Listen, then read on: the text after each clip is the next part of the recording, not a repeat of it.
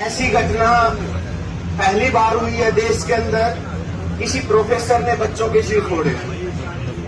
ये प्रोफेसर नहीं है, गुंडे हैं। और आज के टाइम जिनकी सरकारें हैं वो लोग भी गुंडे हैं, तो ऐसे लोगों को भर्ती कर रहे हैं कि कैंपसों का माहौल है उसको किस प्रकार से बिगाड़ा जाए, ये इनका एक एजेंडा है। क्योंकि पढ़ने वाले विद्यार्थी है ना, वो अनुशासनात्मक बहुत अच्छे होते हैं। हमें अनुशासन सिखाने की जरूरत नहीं है, हम पढ़ाई करने वाले और हम पढ़ाने वाले लोग हैं। मैं भी पीएचडी कर रहा हूँ, मासकॉम में रिसर्च कर रहा हूँ रोहतक यूनिवर्सिटी में। तो हमने खुद पता कि अनुशासन क्या चीज है।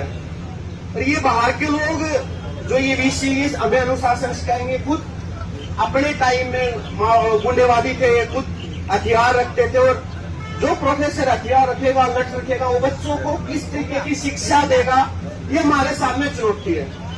और जब ऐसे आंदोलन चलते हैं तो उसके अंदर उतार चढ़ाव आते हैं। आप पहाड़ों में गए होंगे, हिमाचल का ट्रिप किया होगा, तो पहाड़ ऐसे ऊपर नीचे होते हैं, कभी ऊपर जाएगी बस, कभी नीचे आएगी। ऐसे उतार चढ़ाव आंदोलन के अंदर आते रहते हैं। उससे निराश होने की जरूरत नहीं है। अगर हम निराश होंगे तो उनको वीक पॉइंट मिलेगा। इसलिए हमें अपने आप को एक दूसरे को सहारा देना। अभी एक डिस्कशन में कल से यहाँ हूँ आपके बीच में, मैं सुन रहा हूँ कि कुछ बच्चे अंदर हैं, कुछ बाहर हैं। देखो, आंदोलन में ऐसा चलता रहता है। जब हमने 2022 में रात को जब स्ट्राइक शुरू करी थी, रात को 10 बजे, जिसके अंदर 3-4 हजार लड़कियां थी, 500 लड़के थे। लड़कियां उस आंदोलन में रीढ़ की हड्डी होती है हर आंदोलन के अंदर। तो उस आंदोलन से हमने क्या सीखा कि लड़कियां ज्यादा है, लड़के कम है। लेकिन अनुशासन के अंदर हमने उन बच्चों से बात करी कि ये लड़ाई हमारी नहीं है, ये फेलोशिप हमें, आज हम पढ़ के चले जाएंगे, हमारे बच्चे कहाँ जाएंगे, आने वाली जनरेशन का क्या होगा, हमारे से हमारे बच्चे क्या सवाल करेंगे कि हमारे माँ बाप ने हमारे को क्या दिया। आज हम बात करते हैं कि हमारे माँ बाप से हम लड़ाई करते हैं अलग अलग मुद्दों पे। हम जो आजादी के आंदोलन में लोग थे उनसे बात पूछते हैं कि आप हमें क्या देके गए। उन्होंने जो हमारे को जो विरासत दी है, उस विरासत को आगे लेके जाने की जरूरत है। इसलिए इस यूनिवर्सिटी को बचाना और आगे लंबी सोच रखना सबसे जरूरी है। जो भाई बहन इस आंदोलन के अंदर नहीं आ रहा, जो बच्चा हॉस्टल के अंदर है, क्लास के अंदर नहीं जा रहा, उससे भी ये बात करने की जरूरत है। भाई, किसी को गाली गलौज नहीं करना, किसी को गुस्सा नहीं बोलना। इस आंदोलन के दौरान उनसे हाथ जोड़ के रिक्वेस्ट, बहन भाई ये आपका आंदोलन है, आप आओ और हम मिलकर लड़ेंगे।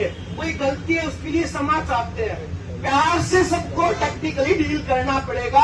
जब उनको ये महसूस होगा यार मैं जा नहीं रहा पिछले 5 दिन से, और फिर भी ये मेरे से प्यार से बात कर रहे हैं, तो एक वो आदमी का जमीर होता है ना, मरा हुआ, वो जागता है। और वो जागता है तो आंदोलन में लेके आता है। तो मोटिवेशन बातें हमें लोगों से करनी पड़ेंगी, एक बात। दूसरी बात प्रशासन की तरफ से कि अलग अलग तोड़ करने के लिए जब हम आंदोलन कर रहे थे, हम सस्पेंड किए। एक यूनिवर्सिटी में एक वीसी को हमने भी सबक सिखाया था। सबक आप से ज्यादा सिखाया था कि वो वीसी ज्यादा ही चौधरी बन गया था, राजस्थान का था। कोई बाहरी राजस्थान का हो, बुरा मत मानना कि हर व्यक्ति बुरा नहीं होता। वो बोला कि ये बच्चे मेरे नहीं है, मैं तो राजस्थान से आया हूँ, मन के लेना देना है।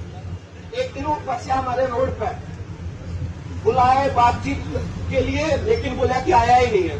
फोन करके बुलाया, हम उसके ऑफिस से बाहर निकल रहे थे, उसका आना हो गया, ऑन रोड फंस गया।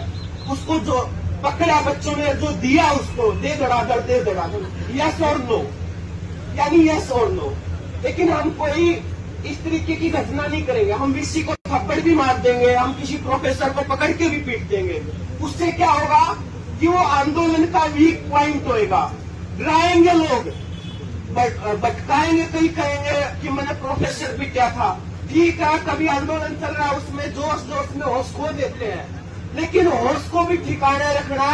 कभी भी किसी टीचर के साथ, चाहे वो लाख खराब है, वो हमारे साथ जबरदस्ती करेंगे, वो हमारे साथ टॉर्चर करेंगे, लेकिन उन टीचरों को प्यार से डील करना, किसी के गाली गलौज नहीं करना, किसी को पीटना नहीं। जब सिर से पानी जाएगा भीड़ अपने आप सबक सिखा देती है।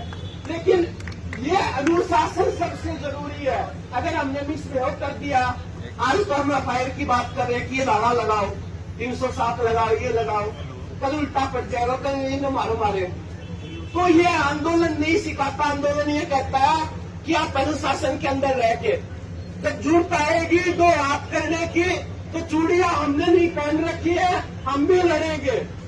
लेकिन सवाल है कि जो शांति से काम बन जाए उसके लिए क्यों किसी को हाथ उठाना।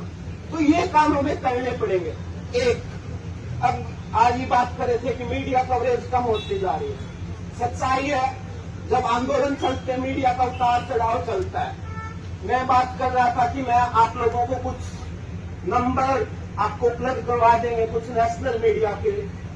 भाई मैं मीडिया का विद्यार्थी हूँ, मुझे भी पता है जो अच्छे अच्छे चैनल चलते हैं यूट्यूब पे, चाहे रवीश कुमार है, रवीश का भी नंबर है, हम दे देंगे आपको। आप उनको पूरा एक ब्रीफिंग बनाओगे, भेजोगे, वो जरूर वीडियो बनाएगा। रवीश, अभिसार, यादव आयर, ललन टोप, उनसे बात कर लेंगे। क्योंकि जब तक नेशनल इशू नहीं बनेगा, अब हम कह रहे हैं राजनीति नहीं करनी चाहिए। अगर ये फैक्ट जो मैं डाल रहा हूँ ये मेरी मर्जी से डली हुई है, नहीं, ये राजनीति ने दे रखी है। ये जो मैं कुछ भी पहन रहा हूँ, कुछ भी खा रहा हूँ, ये राजनीति तय करती है कि आपको क्या खाना। कभी ये सोचा कि आज मुझे पनीर खाना है रात को, और आपको पनीर मिल गया हो बिना कुछ करे। आपकी पॉकेट मनी क्या होगी और उसका बैलेंस क्या होगा, उस पर तय करता। और ये प्राइस तय कौन करता है? राजनीति करता। अगर कोई ये कहता है कि ये बच्चे राजनीति कर रहे हैं, अगर पढ़ाई बचाने की राजनीति है, स्कॉलरशिप बचाने की अगर ये राजनीति है, तो मैं कहता हूं कि ऐसी राजनीति मैं जीऊंगा जब तक करूंगा। ऐसी राजनीति हमें करनी चाहिए जो हमारे अधिकारों की है। तो इसलिए हमें राजनीति करनी इसलिए जरूरी है। जब राजनीति बात करेंगे, अब सोचो आप, हम प्रदेश के गांव के सरपंच चुनते हैं, मेंबर चुनते हैं, स्टेट का सीएम होता है, विधायक बनाते हैं, वो मंत्री बनाते हैं, सारे काम करते हैं। ऐसे ही पार्लियामेंट के चुनाव होते हैं, वो किससे बनते हैं? हमारे से बनते हैं। वो हमारी बात नहीं करते। अब सीएम साहब 2 दिन पहले तो सिरसा में थे, और 5-6 दिन पहले अपनी यूनिवर्सिटी में थे, और ये पहले से मुद्दा चला हुआ था कि स्कॉलरशिप की कटौती हो रही है। सीएम साहब आए थे अरे यूनिवर्सिटी में, क्यों बात नहीं करके गए वाइस चांसलर से कि बच्चों के अधिकारों का आनंद मत करो, इस स्कॉलरशिप को बहाल करो। ये सारी चीज वाइस चांसलर तय नहीं कर रहा, ये राजनीति तय कर रही है। ऊपर से आदेश आते हैं, जो सीएम बन रहा है या राज्यपाल है, उनके आदेशों को इम्प्लीमेंट कर रहे हैं। तो इसलिए हमें राजनीति करनी जरूरी पड़ेगी। वो सत्ता किसी की भी हो सकती है, उसमें आज की वर्तमान सरकार भी हो सकती है, आने वाले टाइम में बदल भी सकते हैं लोग, अलग अलग दौर चलते हैं। इसलिए हमें वो करनी चाहिए। आज फतेहबाद सिंह साहब इतने दूर आए और बच्चों से बात करें, तो इसलिए ये जरूरी है हमें बोलने की। एक अनुशासन और एक ही राजनीति की चेतना हमारे अंदर आनी चाहिए। एक दूसरी बात, जब आंदोलन चलते हैं उसकी स्टेप बदलने पड़ेंगे। एक आंदोलन क्या होता है? प्रेशर ग्रुप होता है कि उसके ऊपर जब दबाव बनता है, दबाव किससे बनता है? भीड़ से। दबाव कैसे बनता है? जब हम थोड़ा लाहौर तेज करेंगे, उससे प्रेशर ग्रुप होता है। छात्र संगठन क्या है?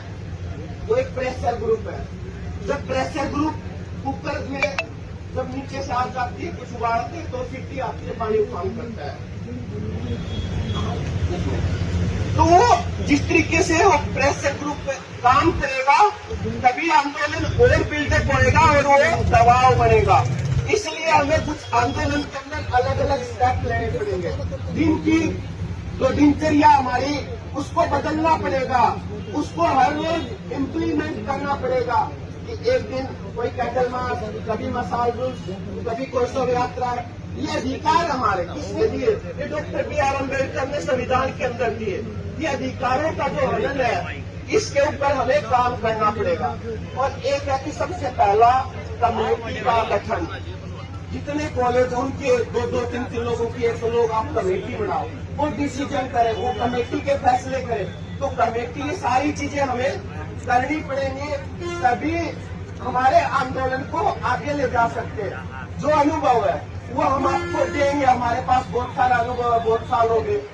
अलग अलग जो टीचर, उनको कोई टीचर यूनियन को, किसी को सामाजिक संगठन, उनको अपनी तरफ से एक लेटर लिख के देना, आओ हमारे समर्थन में। शहर के नागरिक कोई समिति है, उसको देना।